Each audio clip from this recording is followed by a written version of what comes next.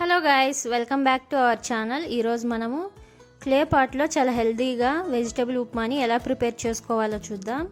ముందుగా ఇక్కడ నేను స్టవ్ వెలిగించుకుని మట్టి పాత్రను పెట్టుకున్నాను. ఇందులోకి కొద్దిగా ఆయిల్ యాడ్ చేసుకుని పోపు దినుసులు యాడ్ చేసుకుంటున్నాను. పోపు దినుసులు కొంచెం ఫ్రై చేసుకోవాలి. ఇలా పోపు దినుసులు కొంచెం ఫ్రై అయ్యాక ఇందులోకి కట్ చేసి పెట్టుకున్న ఆనియన్స్, పచ్చిమిర్చి అండ్ కరివేపాకును కూడా యాడ్ చేసుకొని ఒక 2-3 నిమిషాలు వేపుకోవాలి. ఇలా వేపుకున్న తర్వాత ఇందులోకి కట్ చేసి పెట్టుకున్న టమాటోస్ అండ్ వెజిటేబుల్స్ని యాడ్ చేసుకుందాం. ఇక్కడ నేను క్యారెట్ అండ్ బీన్స్ని చిన్న చిన్న ముక్కలుగా కట్ చేసి యాడ్ చేసుకుంటున్నాను.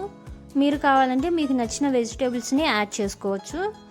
ఇలా ఈ విధంగా ఒక 2-3 నిమిషాలు కలుపుకొని క్యారెట్ అండ్ బీన్స్ సాఫ్ట్గా అయ్యే వరకు మూత ఉంచుకొని ఉడికించుకుందాం. ఇక్కడ చూస్తే ఆల్మోస్ట్ ఉడికిపోయాయి. ఇప్పుడు ఇందులోకి తగినంత వాటర్ యాడ్ చేసుకుందాం. ఇక్కడ నేను 1 కప్పు రవ్వకి 3 కప్పుల వరకు వాటర్ని యాడ్ చేసుకుంటున్నాను. అలాగే రుచికి తగినంత సాల్ట్ని యాడ్ చేసుకుని ఒకసారి అంతా మిక్స్ చేసుకుని మళ్ళీ మూత ఉంచుకొని వాటర్ బాయిల్ అయ్యే వరకు ఉడికించుకోవాలి. ఇక్కడ చూస్తే వాటర్ చక్కగా బాయిల్ అయిపోయింది. ఇప్పుడు ఇందులోకి 1 కప్పు వరకు ఉప్మా రవ్వని యాడ్ చేసుకుని ఉడికించుకోవాలి.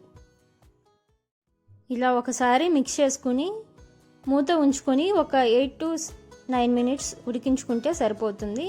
ఇక్కడ చూస్తే మనకు ఆల్మోస్ట్ ఉప్మా రెడీ అయిపోయింది. ఇప్పుడు ఇందులోకి కట్ చేసుకున్న కొత్తిమీరని యాడ్ చేసుకుని స్టవ్ ఆఫ్ చేసుకుని మూత ఉంచుకుందాం.